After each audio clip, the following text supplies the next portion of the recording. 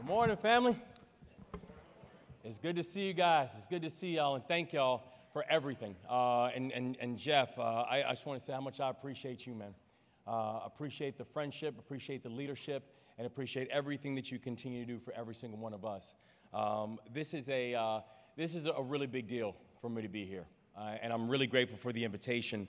And also, I want to thank the Hyatt Regency Washington for hosting us, and I want to recognize Unite Here 25, who is currently negotiating their master contract, and let them know that we are here for them as well.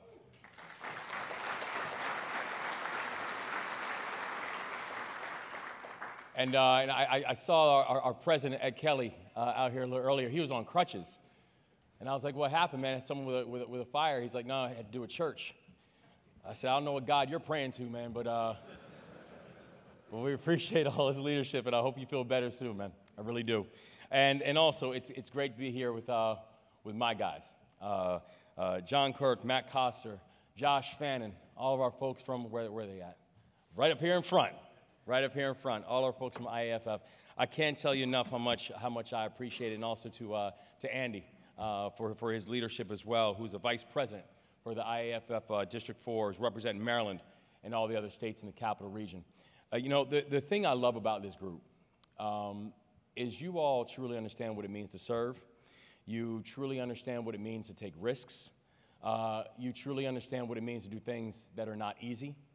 And I know you know what it means to take risks and how to do things that are not easy, because I'm grateful that you all, that this team right here, chose to endorse me when I was at 1%. If there's anything about taking risks, that was a very big risk. And I appreciate it more than you know. And when I say I was polling at 1%, when they first came out and they're like, listen, we're going to back Westmore, I literally mean that I was, here was my poll at 1%, and I'm not voting was polling higher than Westmore. And I know y'all had a lot of explaining to do. When you came out, you're like, we're going to back this guy. And I can't tell you enough how much I appreciate it. And I'm never going to forget it. And I appreciate it not just because this was a very big deal to be able to receive the support and the friendship of people who I respect and admire in a really powerful organization, but I really appreciate it because of the amount of respect that I have for each of you. I really appreciate it because your service actually, it means something to me, because you define what it means to serve. You define what it means to run towards danger instead of running away from it. You define what it means to actually do the hard thing, and I respect that. You define what it means to answer the call, even when sometimes those calls and those asks are unfair. You describe what it means to actually stand up for people and not ask them questions about their family lineage, or where they come from, or what's their political affiliation, or tell me something about your past. It doesn't matter. These are people who just are in need of support and in need of help. And oftentimes the first ones to step up and see them are you. And for that, it's not just that we owe a total debt of gratitude. I want you to know that I will always, always, always be your partner and be your fan in this work. And I tell you, it's this and being here is not just, it's not political for me. Being here and celebrating you in this work, it's also very personal, because the International Association of Firefighters, you all bring together two very important chapters in my own life.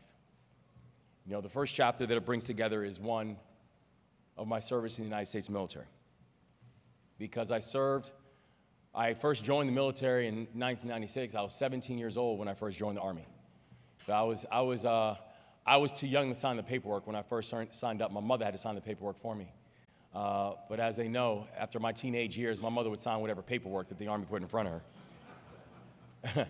And from 2005 to 2006, I had the honor of being able to lead paratroopers in Afghanistan with the 82nd Airborne Division. I had a chance to serve alongside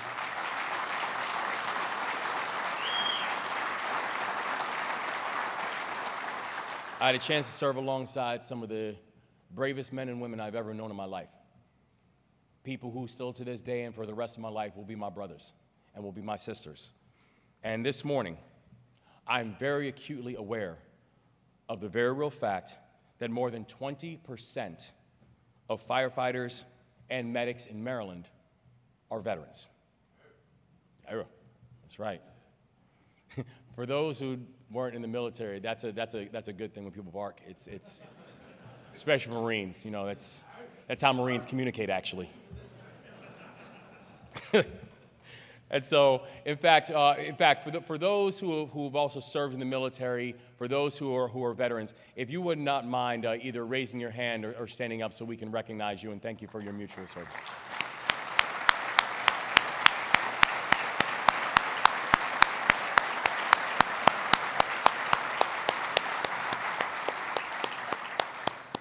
And the second chapter of my life, why this means so much to me, is I'm very proud of the fact that I and my family, that we are union strong.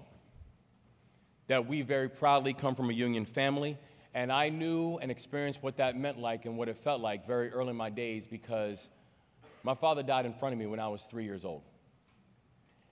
And the people who paid for his funeral was his union. That when my mother needed help and when my mother needed support the most, when she immediately, unexpectedly, and in a very unprepared fashion became an immigrant single mom who was now going to raise 3 children on her own, it was my father's union that stepped up and supported her.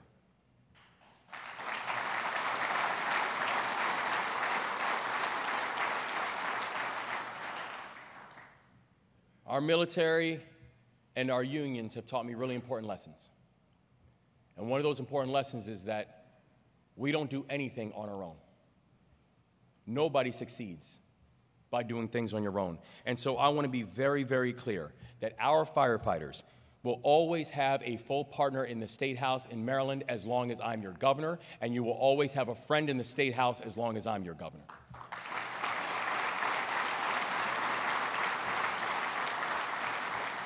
Last year, I was very proud to sign legislation to create a new commission to advance and strengthen firefighting and emergency medical services within our state. And that commission made one thing very clear, that in Maryland, we have a problem when it comes to basic recruiting and retention of our firefighters. Our fire departments are understaffed. Our firefighters are overextended. And in October 2023, the IAFF local for Prince George's County, Maryland, reported more than 12,000 hours of mandatory overtime just between the months of August and September. 12,000. This is unacceptable because it means we're asking the same people to continue carrying on bigger burdens without being able to put together things in place to actually be able to address the problem. So if we want to support our first responders, if we want to make Maryland safer, if we want to be able to do all of that and fill these open positions, then we need to strengthen the career pipeline to becoming a firefighter, and we need to make sure that the state does its job to both recruit and retain those who are choosing to raise their hands to serve.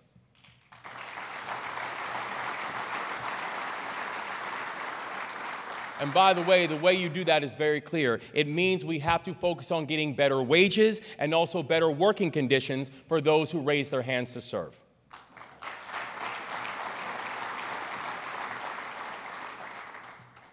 It means giving folks the resources that they need to make sure they come home safely to their families.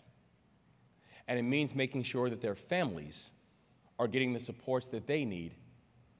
So when we have our people who are out there working every single day and putting themselves in the line, then when they can look back and say to their families, you guys are good, that they know they're telling the truth.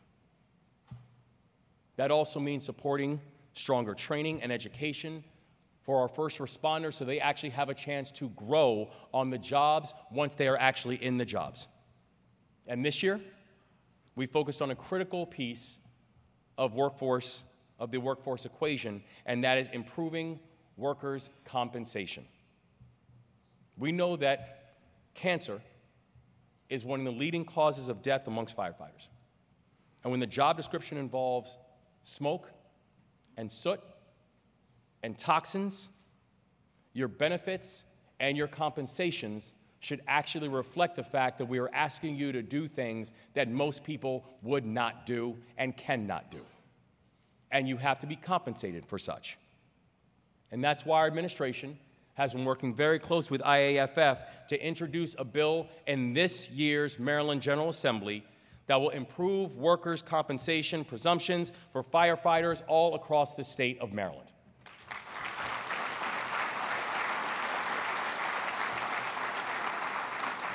And I'm grateful for their partnership in this work because this bill is going to expand current protections to cover thyroid, colon, and ovarian cancers that currently are not covered. By the end of this general session, I promise you, y'all, they will be.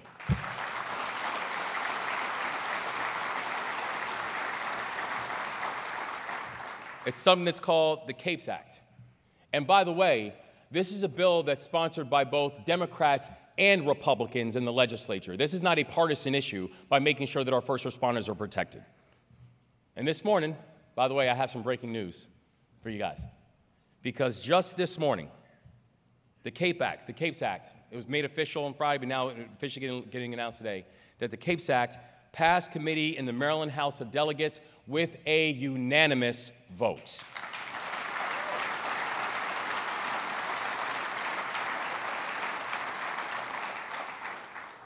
And the Senate's next. And we're going to make sure we get them too.